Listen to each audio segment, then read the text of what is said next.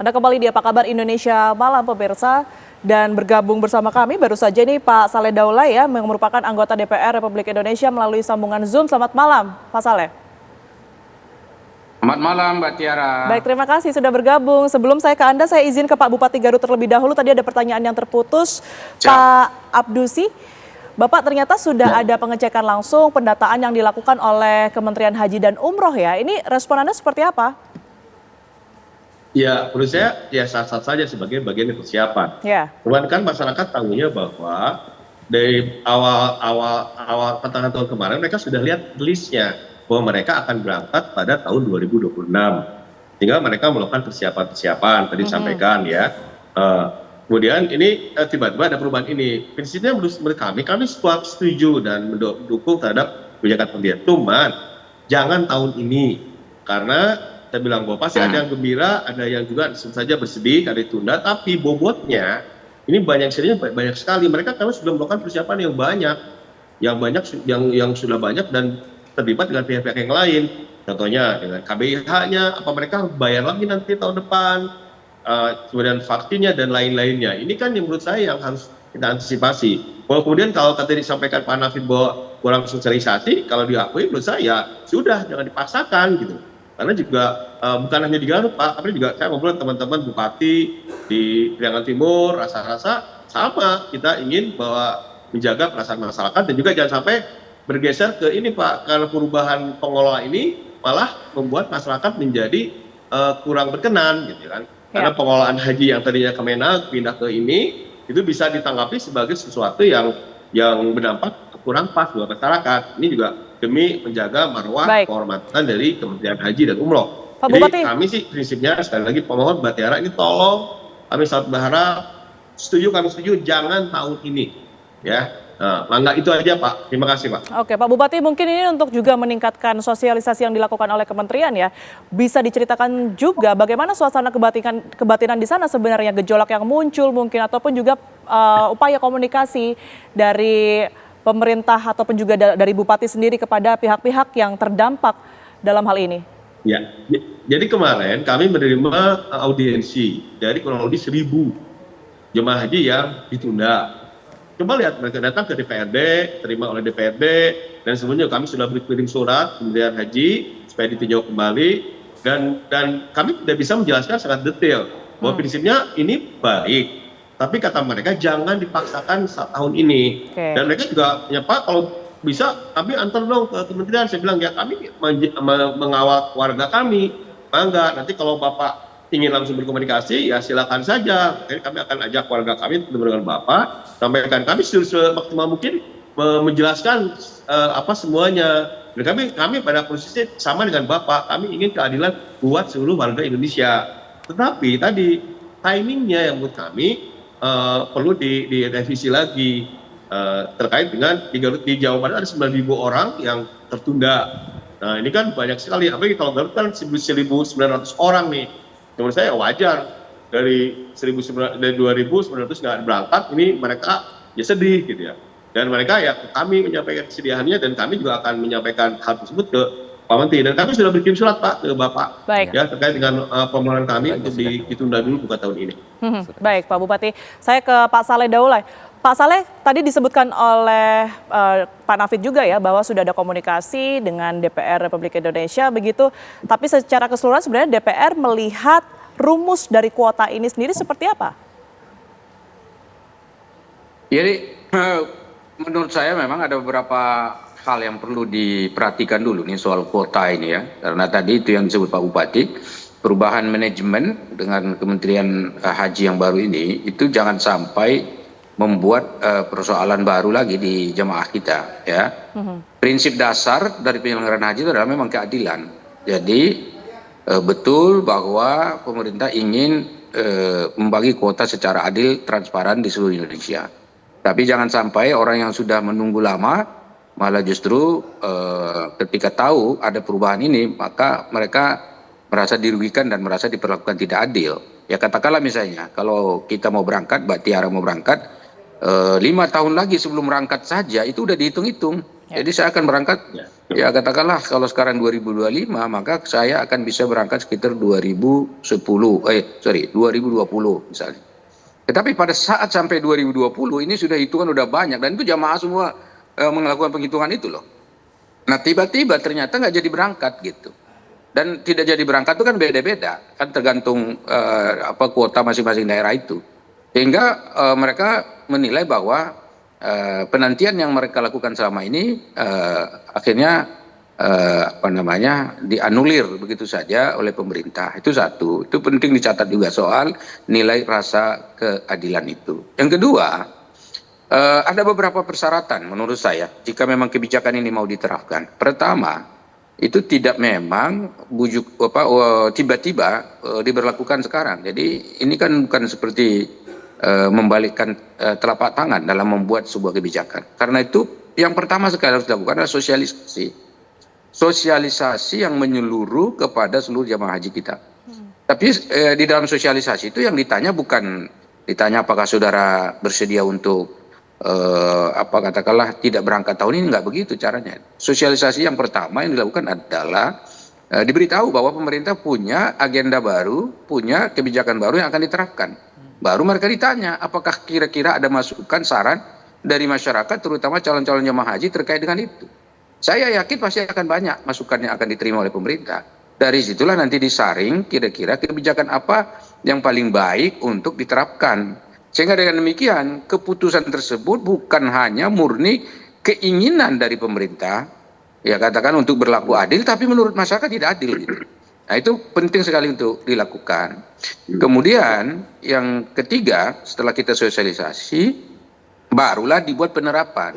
Mungkin penerapan yang pertama tidak semuanya harus ditunda keberangkatannya. Tidak semuanya juga yang memang ada dapat jatah untuk dipercepat. Jadi dari katakanlah misalnya ada 20.000 katakan seperti itu yang terdampak untuk ditunda, mungkin tidak semuanya 20.000 itu harus ditunda. Baik, Pak Saleh. Tapi dibuat misalnya secara berangsur-angsur, dilihat misalnya dari sisi usia.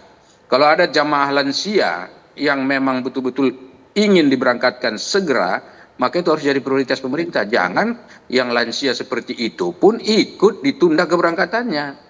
Sebab ingat, ini ibadah, bukan soal untuk menghadiri suatu event kegiatan budaya dan juga tontonan gitu.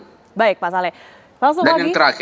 Yang terakhir nanti kalau masyarakat sudah, barulah diterapkan secara menyeluruh. Oke, kita akan langsung minta tanggapan ya dari Kementerian Haji dan juga Umroh, Pak Nafid. Tadi ada banyak yang kemudian dipertanyakan kenapa sih buru-buru harus di tahun ini gitu ya. Dan yang kemudian juga kalau misalnya dibikin bertahap, tidak seluruhnya dilakukan penundaan sendiri seperti apa? Ya, Bisakah? Gini Mbak, kita itu kan kemarin sebelum kita merilis itu kita sudah berkonsultasi juga dengan Komisi 8 DPR RI. Oke. Nah kemudian pada saat raker itu, DPR bisa memahami gitu ya, DPR bisa memahami pembagian kuota itu dan meminta kami untuk melakukan sosialisasi, dan itu pun sudah kita lakukan terkait dengan sosialisasi. Dan memang kita juga tidak mungkin kemudian kami satu persatu kita datangi, tapi kita saat ini kan sudah bisa menggunakan medsos, dan dari awal kemarin juga di media juga sudah kita sounding ya terkait dengan bagaimana pembagian kuota ini yang dengan cara yang baru ini metodenya. Nah ini kemudian setelah kita mendapatkan masukan-masukan itu kemudian kita terapkan gitu dengan dari PR, dan juga karena ini sudah bertahun-tahun menjadi temuan kami Mbak. Jadi temuan di Kementerian Agama sebelumnya itu selalu menjadi temuan dan menjadi salah satu jadi temuan di Kemenag, tapi kan dari masyarakat sendiri tidak tersampaikan, tidak ada sosialisasi itu. Dan juga gini Mbak, karena itu juga itu menjadi menjadi salah satu titik di KPK juga. Jadi KPK sudah ada 48 titik kelemahan penyelenggaraan ibadah haji. Salah satunya juga di pembagian kuota, sehingga Pak Menteri dengan semangat baru ya katakanlah gitu, dengan semangat baru Kementerian Haji dan Umroh itu kemudian mencoba untuk semuanya dikembalikan pada regulasi, semua dikembalikan pada undang-undang. Kemenak ya sebelumnya ini apa saja Pak Nafid sebenarnya? Ya banyak Mbak, jadi antara lain pembagian kuota, terus kemudian berikutnya terkait dengan pelunasan haji gitu ya. percepatan dan lain sebagainya. Kemudian juga terkait dengan penyelenggaraan haji di Arab Saudi, penyediaan akomodasi, konsumsi, transportasi itu juga menjadi titik-titik poin gitu ya, titik-titik kelemahan dari penyelenggaraan haji dan umroh itu, dan itu kemudian kita tindak lanjuti. Nah, namun terkait dengan pembagian kuota ini kita belum berani terus dari kemarin karena apa? Resikonya tinggi gitu ya. Karena kami juga kemarin dulu dari Kementerian Agama ya Mbak, kami mengikuti terus bagaimana proses ketika akan diterapkan dengan mengikuti regulasi itu nggak berani lagi karena apa? Takut protes. Oke. Kemudian dan sekarang ini sudah dilakukan, akhirnya ditentukan harus berlaku, urgensinya apa Pak? Jadi kembali Mbak, kita kembali semuanya mendudukan kembali kepada undang-undang. Ketika undang-undang sudah membuat sudah ada proporsi penduduk Muslim dan atau kemudian waiting list, ini yang berkeadilan mana? Ya, yang berkeadilan adalah yang kita layani adalah orang yang mendaftar gitu ya, bukan penduduk Muslimnya tapi yang mendaftar. Sehingga sebenarnya Mbak, selama ini kita itu juga mendolimi orang-orang yang kuotanya kurang gitu loh. Karena seperti contoh misalkan Jawa Timur, penduduknya banyak, jumlah jamaahnya banyak gitu ya. Penduduknya juga banyak, cuman kalah dengan Jawa Barat gitu. Jawa Barat itu jumlah penduduknya banyak tapi pendaftarnya lebih sedikit daripada Jawa Timur. Nah, sehingga ini harus dikembalikan loh ya. Adilnya adalah orang yang jumlah pendaftar yang lebih banyak itu harusnya kuotanya lebih banyak gitu. Kiranya itu semua berkeadilan gitu. Tujuannya untuk disamaratakan sama begitu rata, ya, hak iya. dan juga keadilannya. Betul. Pak Ade, kalau ini nantinya akan diterapkan tetap secepat mungkin begitu ya, sesuai dengan undang-undang sih dari 2025 semestinya di Oktober ini. Apa kelemahannya menurut Anda? Ya, tadi tentunya ada kekecewaan bagi jamaah yang tadi yang sudah mempersiapkan diri harusnya tahun ini berangkat, ternyata kena dampak kebijakan. Nah, ini lagi-lagi ada peran penguat, yaitu adalah para pembimbing KBIHU maupun para pembimbing yang tokoh masyarakat yang paham betul tentang haji ini, menyampaikan tentang apa sesungguhnya yang menjadi kehendak pemerintah dan kehendak masyarakat. Nah, ini juga jangan sampai ada pemaksaan. Kita tidak mau jamaah itu kecewa dengan aturan ini seharusnya.